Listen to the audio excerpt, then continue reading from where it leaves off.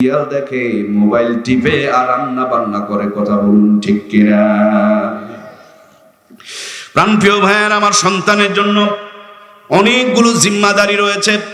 তার অনেকগুলো জিম্মাদারির মধ্য থেকে এক নম্বর, প্রথম জিম্মাদারিটা হলো আল্লাহর প্রিয় বান্দা, আল্লাহর প্রিয় বান্দি ভালো একজন মা নির্বাচন করবে, পবিত্র হয়ে বিবির সঙ্গে মিলিত হবে। পেটে যখন সন্তান আসবে, আমার প্রিয় মায়েদের দিকে তাকিয়ে দেখুন, কাজ কাম তখন চাপ কমে যায়, বসে বসে খালি কটকটির সিরিয়াল দেখা নিয়ে ব্যস্ত হয়ে পড়ে যায়। অথচ যারা সিরিয়াল মেনটেন করে, ওই সিরিয়ালের বাচ্চাই তাদের পেটে জন্ম নেয়। অল্প কিছুদিন আগে আশা নামক ছোট্ট একটা মেয়ে টেবিলের উপরে তুলে দেওয়ার পর গান বলতে পারতো, আসসালামু আলাইকুম বিআই সাহেব, কেমন আছেন বিআই সাহেব। ছোট্ট বাচ্চা, দুধের দাঁতও এখনো মুখ থেকে উঠে নাই ভালো করে। সেই বাচ্চাটা এভাবে গান বলতেছিল। আমি ভাবছিলাম, এত বাচ্চা এত সুন্দর গান কেমনে পারে।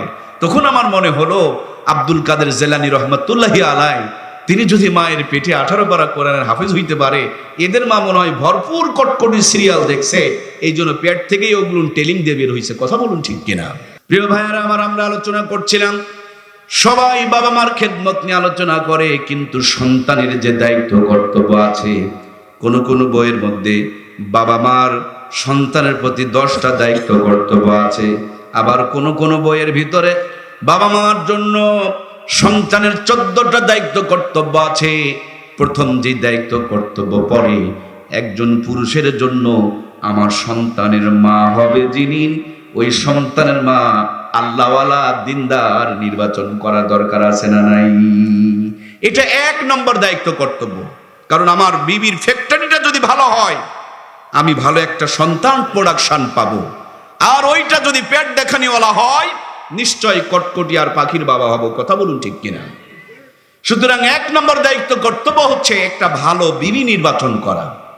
আর ভালো বিবি নির্বাচন করতে গেলে গুণ লাগবে কয়টা? দুনিয়ার কেউ না বললে নবী আমার বলে গিয়েছেন, 4 গুণ দেখে ভালো একটা বিবি নির্বাচন করো। ফাজফার বিজাতি দিন, সবচেয়ে বেশি দিনের প্রতি খেয়াল রাখো। এরপর যখন আমি সন্তান নিতে চাই, আমি আমার হালাল বিবির সঙ্গে যখন মিলিত হতে যাব, আমার প্রিয় ভাইয়েরা, মসজিদে ঢোকার দোয়া আছে না নাই? বের হওয়ার, টয়লেটে যাওয়ার, টয়লেট থেকে বের হওয়ার, ভাত খাওয়ার, পানি খাওয়ার, তাইলে হালাল বিবির সাথে মিলামিশা করারও দোয়া আছে না নাই? নবী আমার নামাজ শিখিয়েছেন, রোজা শিখিয়েছেন, হজ শিখিয়েছেন, যাকাত শিখিয়েছেন, প্রেম শিখায় নাই। এরকম অপূর্ণ ইসলাম নয়।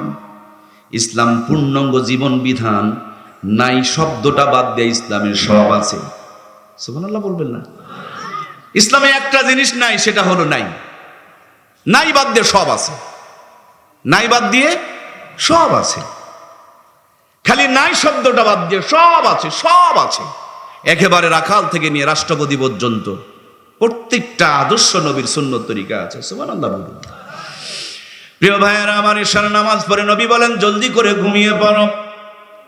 বেশি যদি রাত জাগাজাগি করেন, কত যে রোগ হবে গুণে শেষ করতে পারবেন না।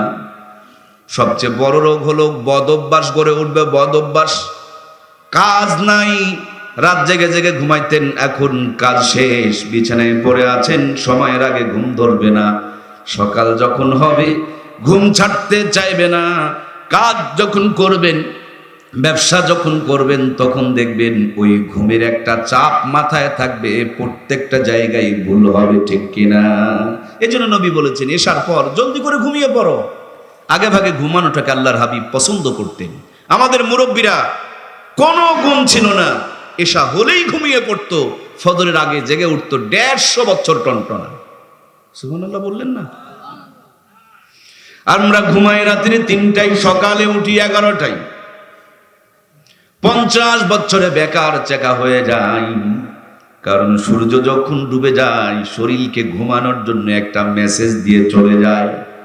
সূর্য ওঠার আগে শরীরকে জাগানোর জন্য একটা মেসেজ নিয়ে সূর্য মামা উঠে পড়ে।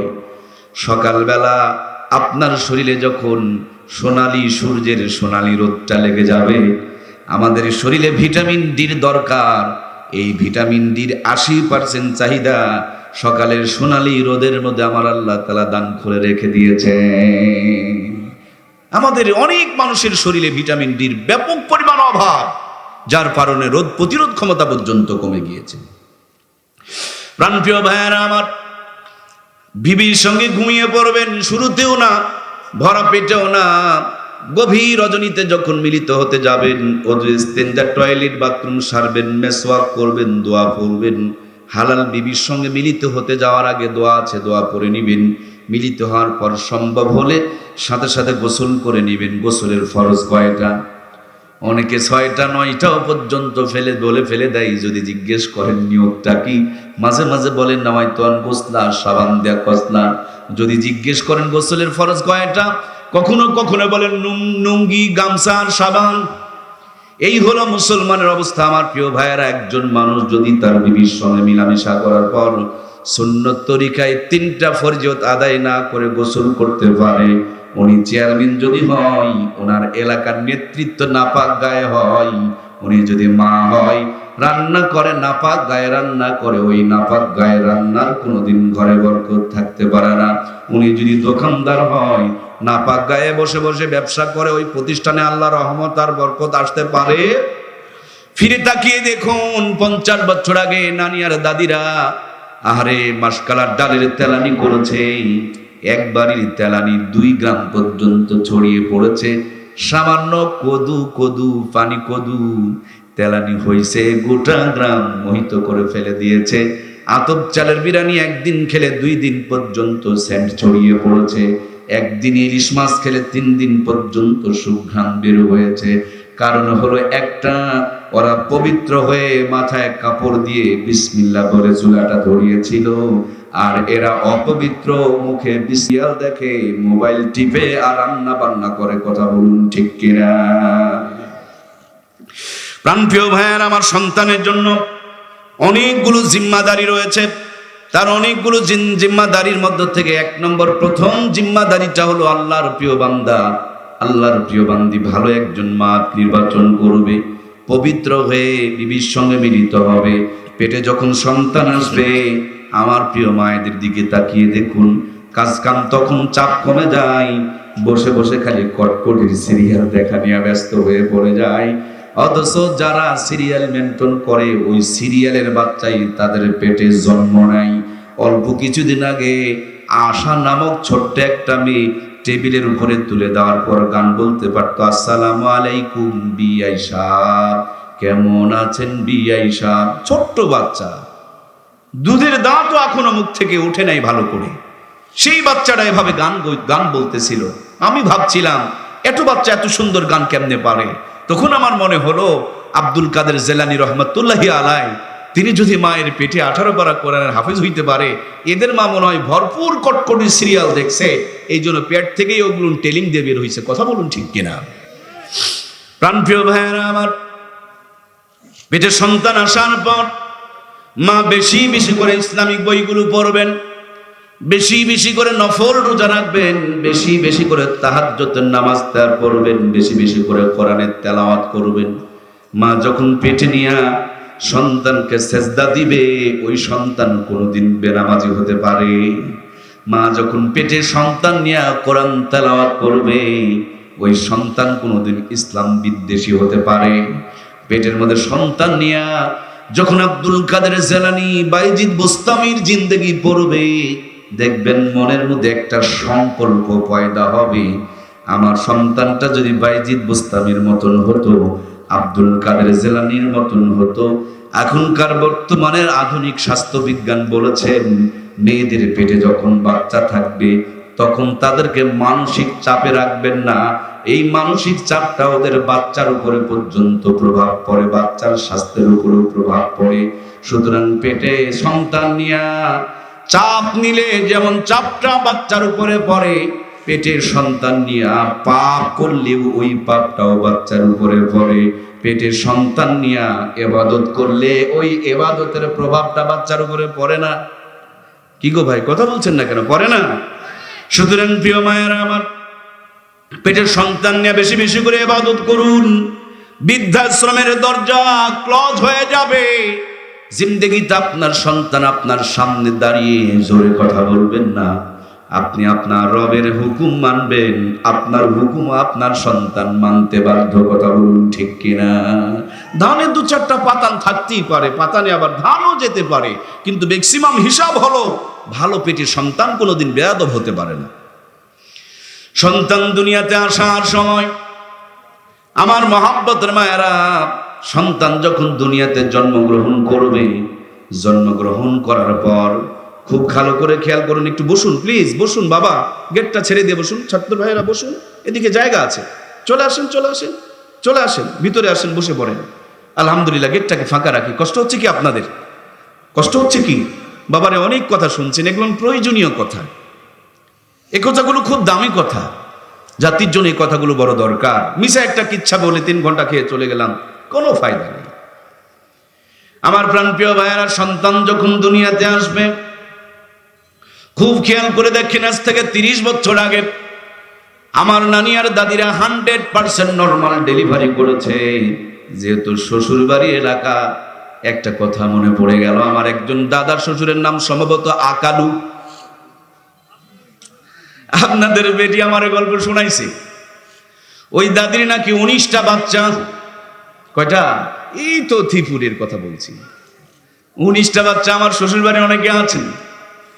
আরো নাকি বাচ্চা নেওয়া যেত, নিতে পারতো, অথবা হয়তো কে যেন গল্প শোনাইছে 20টা বাচ্চা হলে বার নতুন বিয়া দেওয়া লাগবে, আগেকার কথা তো। সেই জন্য ওনারা 19টাতেই ক্ষান্ত দিয়েছে, আর সামনে আগায় নাই। আমার প্রিয় ভাইয়েরা, তারা 19টা বাচ্চা নর্মাল ডেলিভারি করেছে। আমার 1 থেকে 2টা বাচ্চা, তাও দেখবেন হাসপাতালে নিয়ে কষায় খানায় চিরা লাগতেছে। খবর নিয়ে দেখুন, ওই দাদির পেট যেমনি ঢাকা, আমাদের পেটগুলো তেমনি ঢাকা নয়। যেটা ঢাকা ছিল আল্লাহ রহমত আর বরকত সেখান থেকে আসতো, আর যেটা ফাঁকা রেখেছে হাজার যুবকে বদনজর লাগাইছে, ওদের পেট থেকে তারই একটা প্রতিচ্ছবি বের হয়ে আপনার আমার উপরে নির্যাতন করছে, ঠিক কিনা?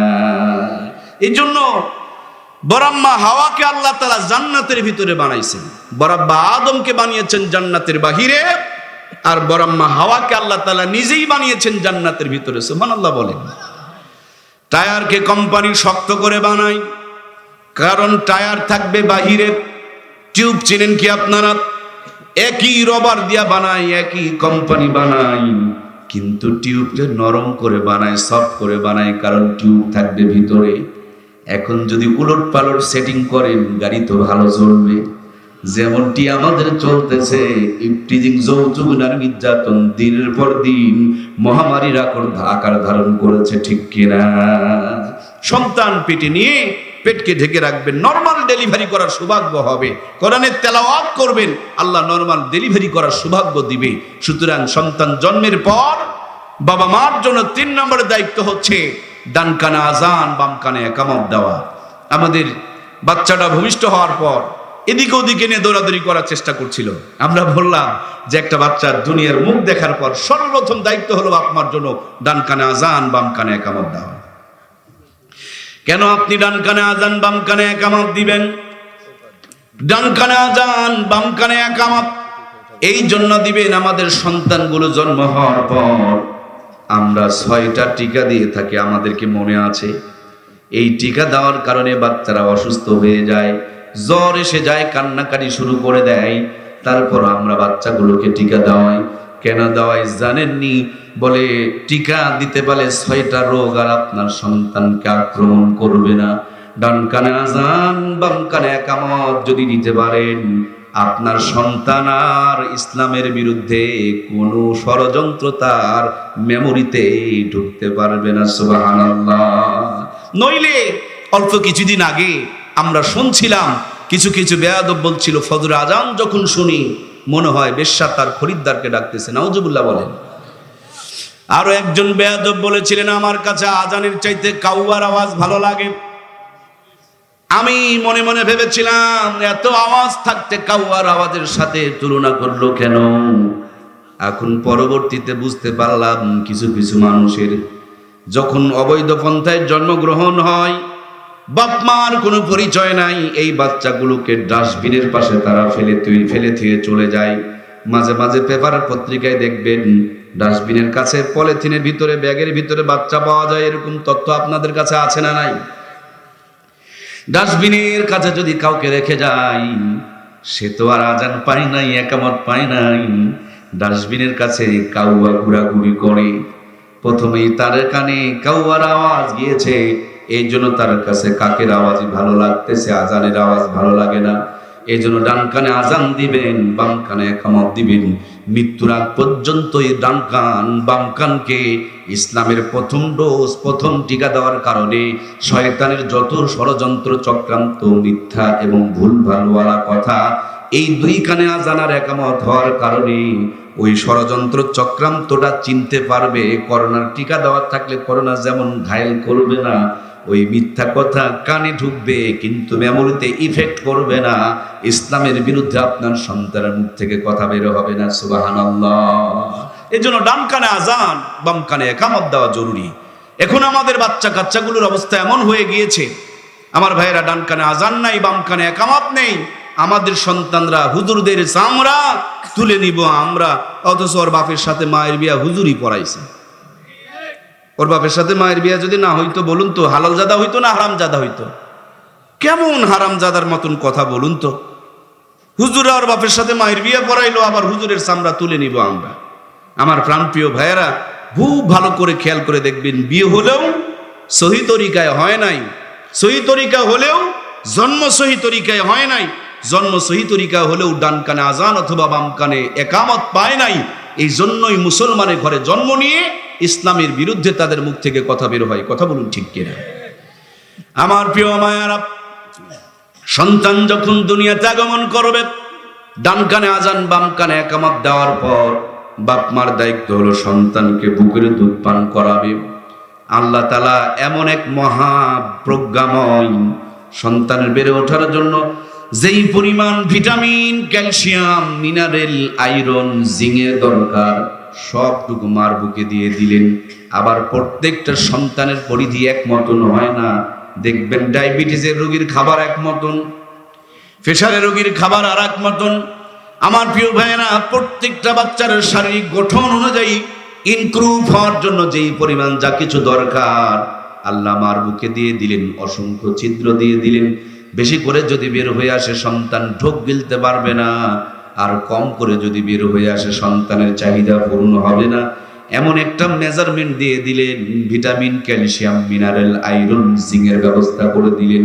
আমার প্রাণপ্রিয় ভাইয়েরা, মুখে দেওয়া মাত্র যেইটুকু দরকার সেটুকুই আল্লাহ ব্যবস্থা করলেন।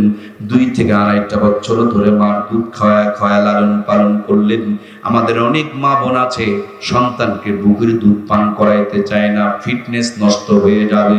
অথচ আজকের স্বাস্থ্য বিজ্ঞান বলে, যদি সন্তানকে কোনো মা বুক থেকে দুধ পান না করাই, ওই মেয়েটার স্তন ক্যান্সার হওয়ার সম্ভাবনা 80% বেড়ে যায়। আমাদের ছোট্ট ছোট্ট যুবক ভাইয়েরা রক্ত দিয়ে থাকেন, কেন জানেন? রক্ত দিলে রক্ত তৈরি হওয়ার একটা ফোয়ারা শরীরে তৈরি হয়ে যায়। রক্ত দিলে কমে না, বরঞ্চ রক্ত দিলে শরীরটা রোগ মুক্ত থাকে। যে সমস্ত মায়েরা সন্তানকে বুক থেকে দুধ পান করায়, আল্লাহ তাআলা বুকের মধ্যে রহমতের জোয়ার দিয়ে দেয়, এর জন্য রোগ প্রতিরোধ ক্ষমতা তার শরীরে বেড়ে যায়। সুবহানাল্লাহ বলেন। প্রাণপ্রিয় ভাইয়েরা, আমার পর বাচ্চা যখন বড় হলো, স্বপ্ন থাকতে পারে আপনার ডাক্তার, মাস্টার, ইঞ্জিনিয়ারের, কিন্তু প্রথম স্বপ্ন থাকবে ইমানদার বানানোর স্বপ্ন। এই জন্য সন্তানকে প্রথমেই আপনি মাদ্রাসায় ভর্তি করবেন। ইকরা বিসমি রাব্বিকাল্লাযী খালাক। মাগো আমি পড়বো না আর হাট্টিমা টিম টিম, মাদ্রাসাতে শিখবো আমি আলিফ লাম আর মিম। এই আলিফ লাম মিমের তেলাওয়াত শেখানোর জন্য মাদ্রাসায় দিয়ে দিবেন। কারণ এই তো কয়েক হাত পাশে সামনে আমাদের হারুন মামার ইটের ভাটা আছে না নাই? পাশের মাটি আর ভাটার থেকে পুরানো মাটি, যেটাকে ইট বলা হয়, দুইটার দাম কি এক সমান? অথচ গোড়াই খেয়াল করে দেখেন, দুইটাই মাটি। ভাটাতে ঢোকার আগে 1 কোদাল মাটি, 1 ইট সম পরিমাণ, এটা কেউ 5 টাকা দিয়েও কিনবে না।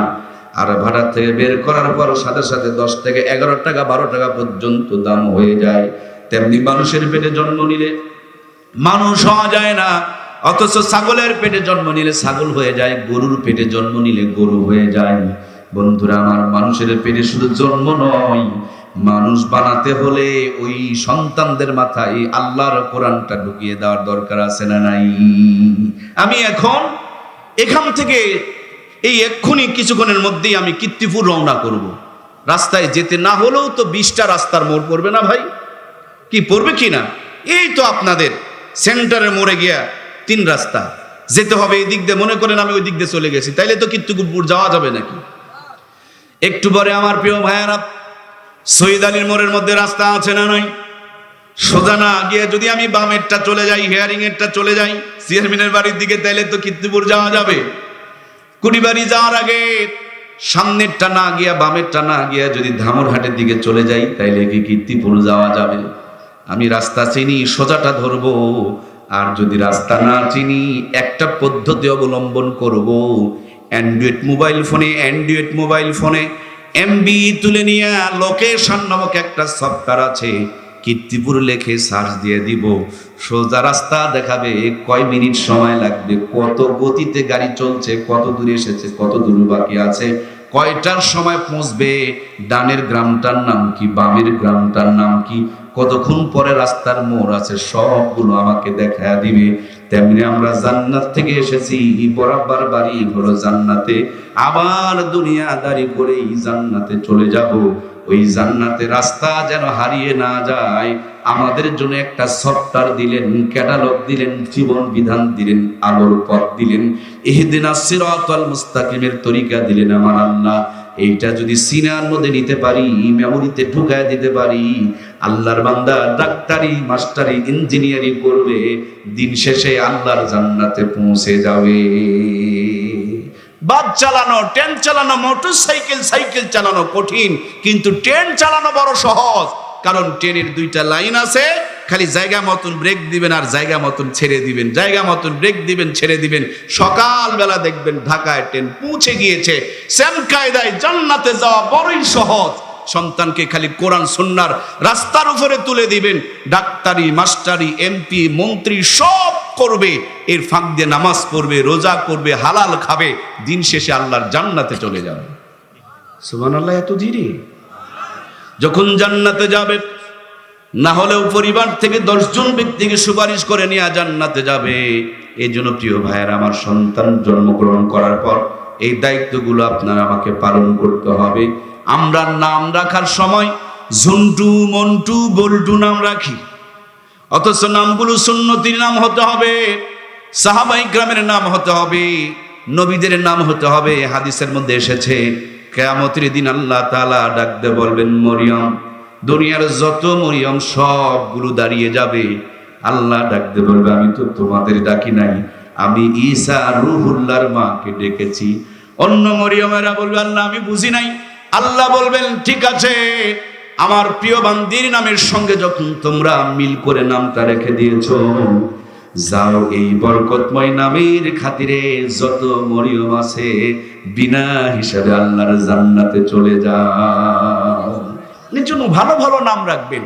নাম রাখবেন আবু বকর, কিয়ামতের দিন আল্লাহ বলবেন আবু বকর, সব আবু বকর দাঁড়ায় যাবে। আমি বলবে, আল্লাহ বলবেন আমি ওই আবু বকরকে ডাকছি। এরা বলবে আমরা বুঝতে পারি নাই। যাও আমার বন্ধুর নামের সঙ্গে যখন নাম রাখছো, সব আবু বকর জান্নাতে চলে যাও। সুবহানাল্লাহ বলেন। এজন্য প্রিয় ভাইয়েরা, ভালো নাম রাখবেন। নামেরও একটা আসর আছে। এরপর সন্তানকে ডাক্তার, মাস্টার, ইঞ্জিনিয়ার বানাবেন, কিন্তু আগে ইমানদার বানাবেন। আগে ভাটায় ইট বানাই, তারপরে বিল্ডিং বানাই না? আগে বিল্ডিং? কি রে ভাই, ওয়াজ বোঝা লাগবে তো। আগে ইট না বিল্ডিং? আগে ইট বানানো হয়। জি মাশাআল্লাহ, আগে বিল্ডিং বানাতে হয়। সেম কায়দায় আমরা ইনশাআল্লাহ সুম্মা ইনশাআল্লাহ আমরা আগে আমাদের সন্তানগুলোকে ইমানদার বানাবো ইনশাআল্লাহ। আর এটা হলো ইমানদার বানানোর ফ্যাক্টরি। আমরা কি বুঝতে পেরেছি? রাস্তায় ঢোকার সময় দেখেছেন, নইলে যাওয়ার সময় দেখবেন, এলাকায় যতগুলো স্কুল আছে, কোন স্কুলের বাচ্চার এত সুন্দর বাংলা লেখা নাই, অথচ এটা মাদ্রাসা। এটা কি স্কুল নাকি? কিন্তু বাংলা লেখা আছে না নাই? না হলে দেখে নেবেন। ইংরেজি মনে হয় নাই। কিরে ভাই কথা বলছেন না কেন? আপনারা কি বোবা নাকি? ইংরেজি আছে তো, তাহলে স্কুলে যা পাই মাদ্রাসা তো তা পাচ্ছি ভাই। এই মানুষগুলোকে বের হওয়ার জন্য 2টা গেট দেওয়া হলো। এই গেট দিয়ে বের হলে পরে 1 প্যাকেট তাবারক, ওই গেট দিয়ে বের হলে 2 প্যাকেট তাবারক। আমি কিন্তু জাতে মাতাল তালে ঠিক, এটা দিয়ে বের হলে 1 প্যাকেট যদি পাই, ওটা দিয়ে বের হলে 2 প্যাকেট, তো আমি 2 প্যাকেটের দলে। আপনারা কোনটায়? কারা কারা 2 প্যাকেটের দলে? একটু এভাবে একটু ভি চিহ্ন দেখান, জেতার চিহ্ন। আমরা 2 প্যাকেটের দলে, আমরা ডবলের দলে। দুনিয়া আখেরাত কি গো, শরম পাচ্ছেন নাকি? রব্বানা আতিনা ফিদ দুনিয়া হাসানা, দুনিয়াদারি গুনার কাজ নয়। আল্লাহ দুনিয়া আখেরাতের উত্তমটা কামনা করতে বলেছেন। ধর্মহীন কর্মশিক্ষা, কর্মহীন ধর্মশিক্ষা, দুটাই জাতির অভিশাপ। শুধু ধর্ম শিখলে হবে না, শুধু কর্ম শিখলে হবে না, দুটাই লাগবে। কথা বলুন ঠিক কিনা? খালি কারেন্টের তার দিয়ে আলো জ্বলে, নেগেটিভ লাগে কিনা? নেগেটিভের সাথে পজিটিভও লাগে। সুতরাং দুনিয়া আখেরাত দুটার দরকার আছে না নাই? এখানে 2টা পাওয়া যায়। ভি চিহ্ন দেখুন, কয়টা পাওয়া যায়? আল্লাহ এটুকু রসিলে তো মাফ করতে পারে। কয়টা পাওয়া যায়? আমরা 2টার পিছনে আছি, সিঙ্গেলের পিছনে। খালি দুনিয়া দিলেও নেব না, খালি আখেরাত তো চাই না। আমি দুনিয়া আখেরাত দুটাই চাই, কারণ আমার আল্লাহ দুটাকেই কামনা করতে বলেছেন। আসুন আমরা এই 2টাই মাদ্রাসাগুলোতে পাওয়া যায়। এই মাদ্রাসা সহ সব মাদ্রাসাগুলো একটু পরিচর্যা করি, সন্তান দিই, সময় দিই। দেখবেন মাদ্রাসাগুলো আমাকে ধার্মিক সন্তান দিবে, ধার্মিক চেয়ারম্যান দেবে, ধার্মিক মেম্বার দিবে, ধার্মিক রাষ্ট্রপতি দিবে। সোনার বাংলা অটো সোনাতে পরিপূর্ণ হয়ে যাবে।